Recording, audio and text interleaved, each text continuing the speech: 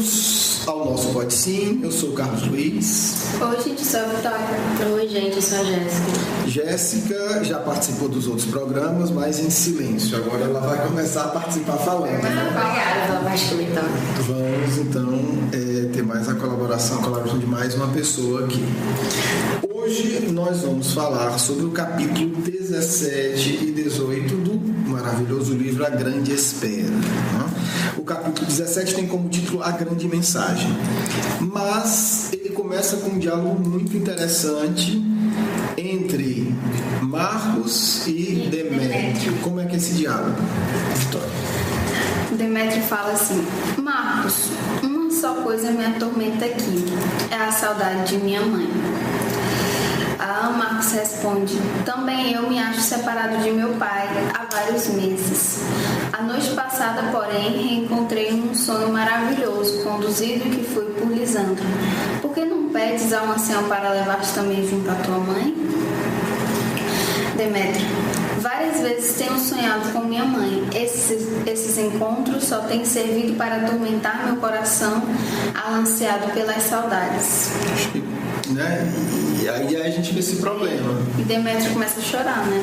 Chora e tal, e o Marcos tenta auxiliá-lo, né? Sim. Entre outras coisas, eles vão conversar com o Lisandro, né? Para ver o que é que o Lisandro diz. Então, olha que coisa curiosa. Quer dizer, o Marcos, o sonho do Marcos que ele teve, o encontro espiritual que ele teve com o pai, serviu profundamente para consolá-lo. Sim. Já o Demétrio, não. Atormentou. Quer dizer, o sonho fez foi atormentar. Porque são os desafios íntimos de cada um, né? A gente responde de maneira diferente, às vezes, a mesma experiência. Sim. O que estava servindo de consolo para um, o outro não. Possivelmente, talvez no começo resolvesse, mas... E nós estamos falando de meninos, né, gente? Estamos falando, o Demétrio deve ser mais ou menos da idade do Marcos, ele deve ter 10, 11 anos, alguma coisa do tipo. Vamos ter sempre isso em mente. Estamos falando de adolescentes, pré-adolescentes, talvez. E aí eles, né, têm o dia a dia, só que nesse dia em particular tem um evento muito especial. Lembrando que o grande objetivo desse grupamento essênico era encontrar com Cristo, né? Eles sabiam, né, que o Cristo, que eles chamavam de a grande estrela, vinha para o mundo, só que eles não sabiam onde estava, não tinham certeza. Quando seria esse encontro, quando teriam notícias. E o Josafá, né, a gente sabe, o nosso querido Caibar, ele era o emissário desse grupamento assim, que ia fazer as buscas, né, nas regiões possivelmente ele poderia estar lá. Poderia se encontrar com Cristo. E o Lisandro diz: olha, hoje o Josafá vai nos trazer notícias muito importantes. Olha aí, o Lisandro já sabia que o Josafá estava vindo, sabia a hora que ele ia chegar, né? E já avisa: olha, hoje no final do dia vamos nos reunir, porque o Josafá vem com notícias muito importantes. De fato, eles se reúnem, não é isso? Sim. E o que acontece, Vitória? Sem ler, de cabeça. Se reúnem, o Lisandro senta na grama e eles ficam em silêncio à espera do Josafá. Localiza ele chegando. Depois chega ele: Josafá.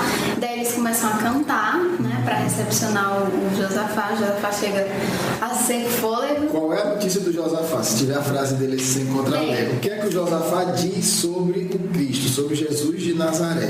O menino encontra-se no norte com os pais. É a única frase que ele fala. Ele consegue dizer. E todo mundo, nossa, surpresa gigantesca. E não se contém, começa a perguntar um dia por que você viu ele e tal. E eles andam de calma. E o Josafá emocionado também não consegue mais responder, né? Ele tá esbaforido, ele veio o cavalo correndo, ele gasta a energia toda para dizer. É importante entender isso. A notícia sobre o Cristo é o ponto principal da vida dos essênios. Tudo que eles fazem da preparação emocional, da educação, tem um objetivo único. Eles querem colaborar com o Cristo. Sim. Então, é a maior notícia de todos os tempos, digamos assim. A vida deles está em função da vida de Jesus.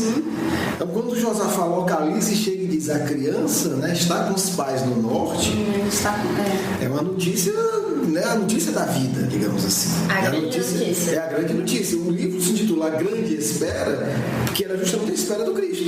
Então é a grande notícia. Tanto é que o capítulo se intitula A Grande Mensagem. Tudo grande. Né? Porque é realmente algo o principal.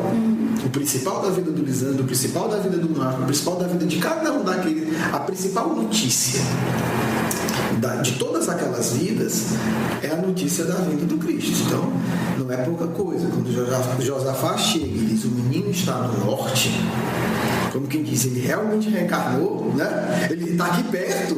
Nós estamos passando a vida nos preparando para ajudá-lo.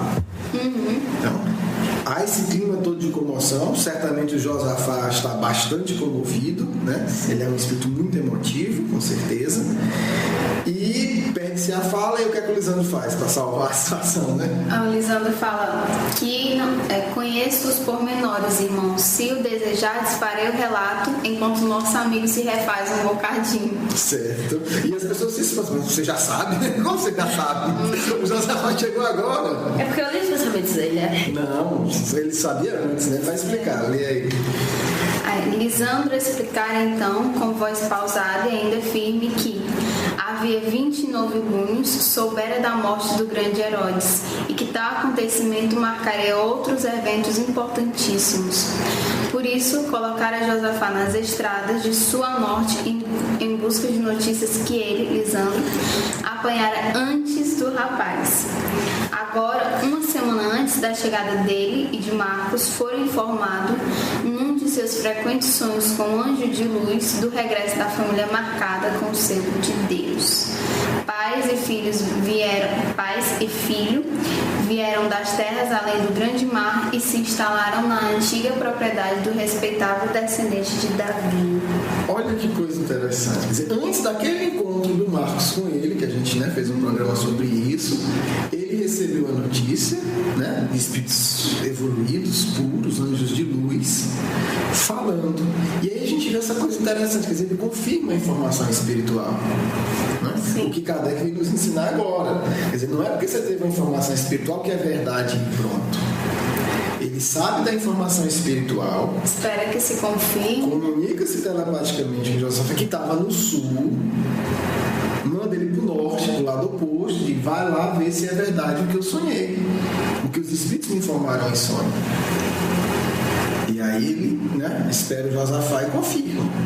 Quando o Josafá diz, ele diz: não, então a informação está certa. Só depois é que ele realmente fala para o povoado inteiro, né, que... A prudência, né? Olha a prudência com a informação mediúnica, né? Sim. Calma. Porque hoje, às vezes, a pessoa recebe uma mensagem, uma coisa mais significativa, e já sai falando, publicando, não aguarda. Informações mais importantes, informações mais delicadas têm um tempo certo para serem apresentadas, né? Como já comentamos no programa sobre memória do suicida, a Ivone Pereira ficou 20 anos com o livro guardado, né? Mais de 20 anos. Depois passou por uma revisão, depois que foi publicado. Então, e a gente soube, né, entrevistando uma amiga dela num dos programas, que ela tem mais 3 livros psicografados que ainda não foram lançados. Nossa! Que coisa interessante, né? Vai chegar a hora, vamos torcer que não demore. E vamos torcer que as pessoas responsáveis também não vão para o outro extremo e não divulguem nunca, né? Vamos torcer que tudo saia da maneira como deve sair. Então, essa postura do Lisandro já mostra uma maturidade espiritual profunda e uma humildade. Não é porque eu sonhei que tem que ser verdade. Ah, mas eu sou o Lisandro, eu sou chefe da seita, eu sou com os anjos de luz, tudo bem. Ótimo. Mas vamos confirmar?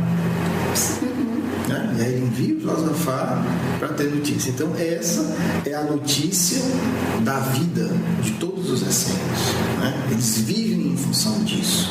Eu acho que hoje é muito difícil a gente comparar com qualquer coisa, né? Ser aprovado no vestibular, conseguir um emprego, porque tudo isso é importante, mas é etapa, né? Você não vive só em função daquilo. Os essênios não, viviam em função da vinda do Cristo. Então saber que ele nasceu, né? Ele já é uma criança, isso aumenta muitas esperanças dele de um dia encontrá-lo, porque eles não tinham a arrogância de ter a certeza que iriam encontrar com Cristo.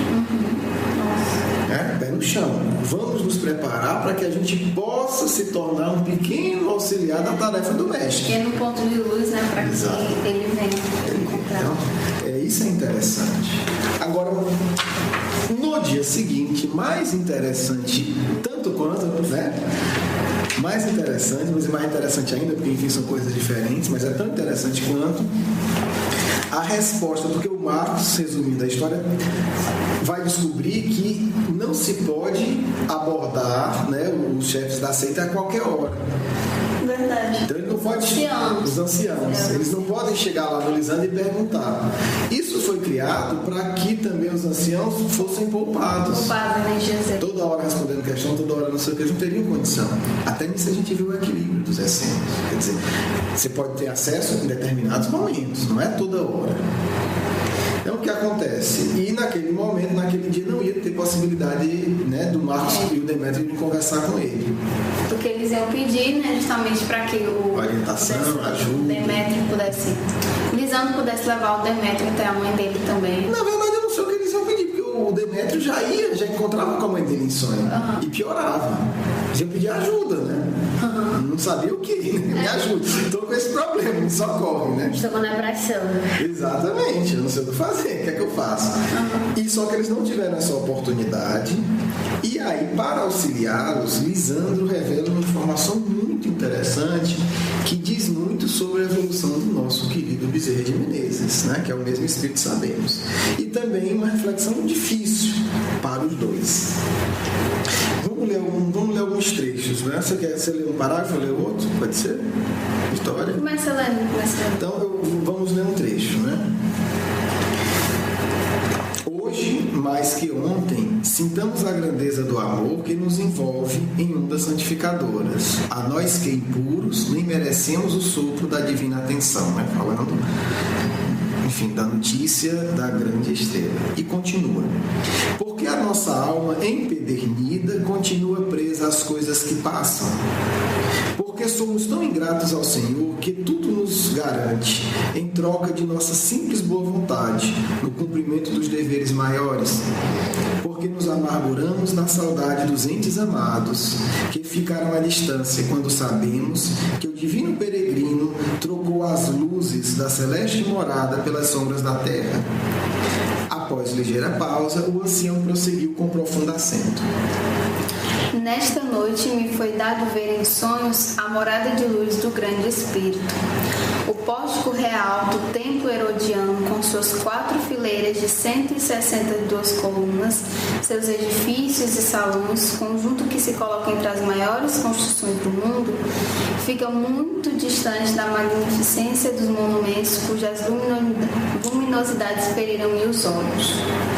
Digo-vos ainda que nem o santuário do templo, com o mármore deslumbrante de suas construções, com tetos de folhas de ouro, em que os raios de sol incidem, dando-lhes aspectos de incomparável beleza, sequer podem comparar-se ao que meus olhos contemplaram na vigília passada.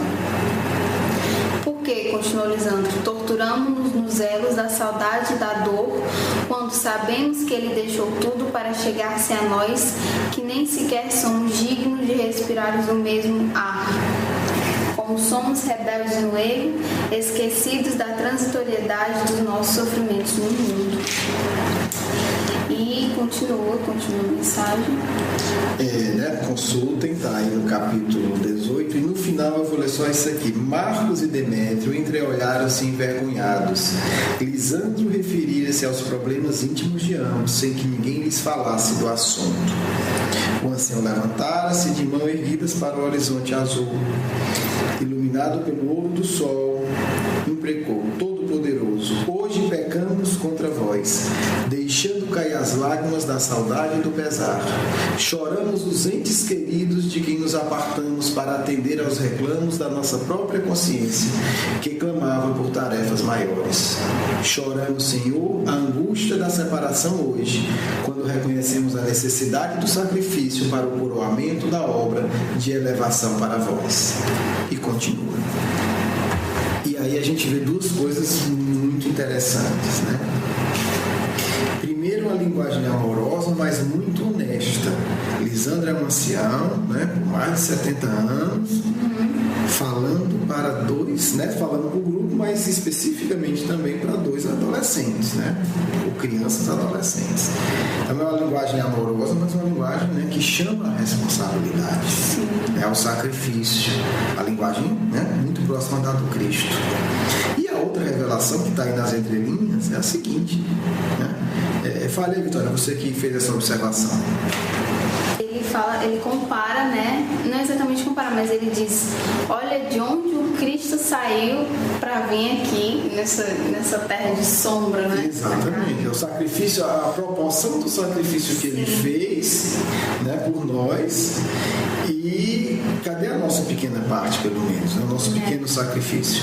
E é muito interessante a gente refletir sobre isso. Quer dizer, Lisandro, né, Bezerra de Menezes, há 2000 anos atrás, era já capaz de, durante a noite, né, de sair do corpo e ir para a colônia espiritual que vive o Cristo. Quer dizer, ele foi visitar a casa do Cristo. Obviamente não é qualquer lugar, né? A gente fica encantado com o nosso lar que está colado aqui, que é igual à terra. A gente imagina a grandeza desse espírito, quer dizer, um espírito capaz de, ainda no corpo, sair do corpo, né? sem estar desencarnado, e ir numa esfera que a gente não consegue nem imaginar o que significa a elevação. Nossa. Quer dizer, é uma capacidade espiritual muito peculiar, não é para todo mundo. Não é para todo mundo, nem fora do corpo, né? Nem desencarnado. Imagina você encarnado, que cria uma série de dificuldades. Pesa as energias pesadas. Exatamente, de alguma maneira você está ligado, né, a um corpo mais de energias densas. Então ele é capaz de sair disso e ir conhecer, e ir visitar, né, a morada do Cristo, do grande Espírito, como ele diz, né? Não tinha o nome Cristo ainda. É a morada do grande Espírito, a morada do enviado de Deus. Então, é algo que a gente pode aí, né, o Eurípides coloca, né, como um diálogo, mas é um ponto de reflexão interessante. Que espírito é esse que teve entre nós, nos ensinando, nos orientando, nos dando exemplo, que há 2000 anos atrás já era capaz de visitar a casa do Cristo? Nossa. É importante a gente pensar isso no sentido de, será que nós aprendemos tudo o que poderíamos aprender com Bezerra de Menezes?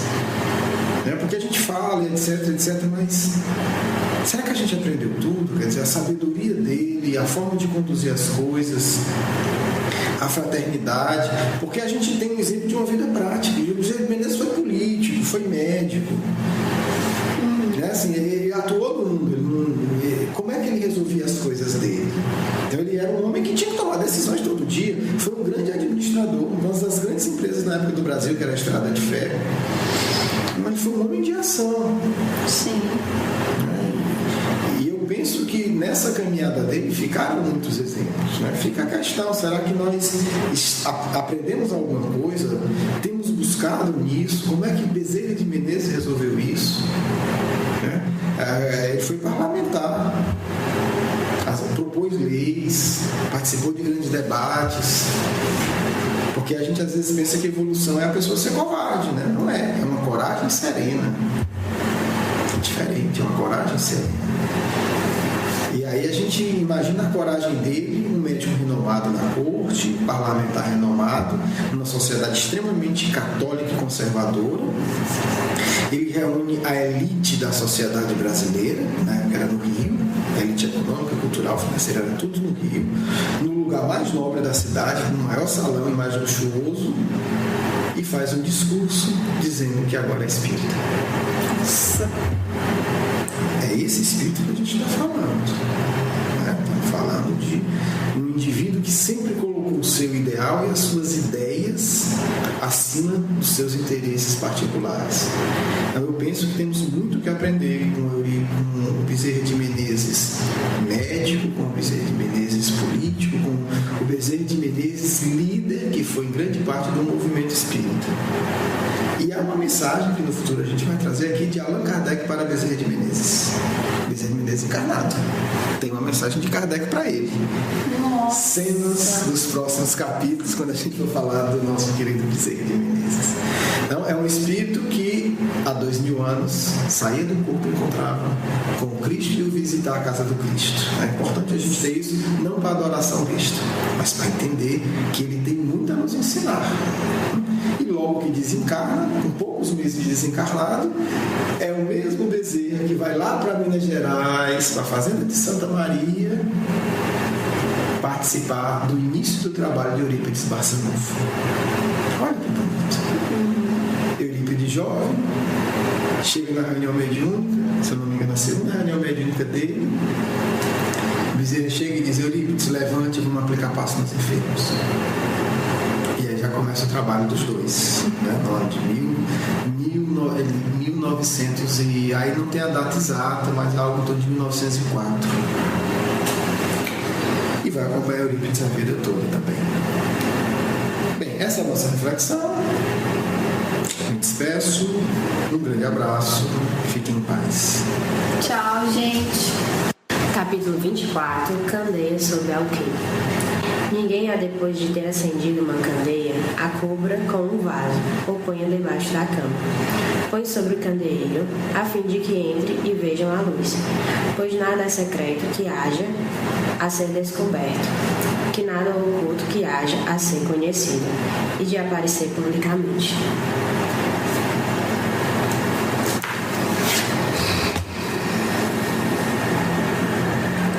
Pai querido, agradecemos essa maravilhosa oportunidade de auxiliar no entendimento desta bela obra. Rogamos o teu amparo, a tua misericórdia, inspiração a todos nós e a quem estiver nos ouvindo. Pedimos auxílio para a transmissão dessa mensagem. Amém. Meus irmãos e amigos, é fundamental desenvolvermos uma reflexão sobre a missão sublime desses dois espíritos, Marcos e Lisandro, Bezerra de Menezes e Eurípides Barçanufo. Porque são eles, os espíritos que dirigem o movimento espírita no Brasil e em boa parte do planeta. São esses espíritos que atuam abnegadamente desde o início da vinda do Cristo ao mundo, na verdade desde antes. Não por acaso trabalharam como essênios e cristãos verdadeiros. E a sua história, tão pouco conhecida, se desenrola por muitas encarnações abnegadas que contribuíram significativamente para que o cristianismo se tornasse presente no coração das criaturas. São esses dois espíritos que hoje atuam de maneira intensa nesse momento de renovação na Terra e, em particular, na renovação do atual movimento espírita. É indispensável, pensamos, conhecer-lhes a vida de forma profunda.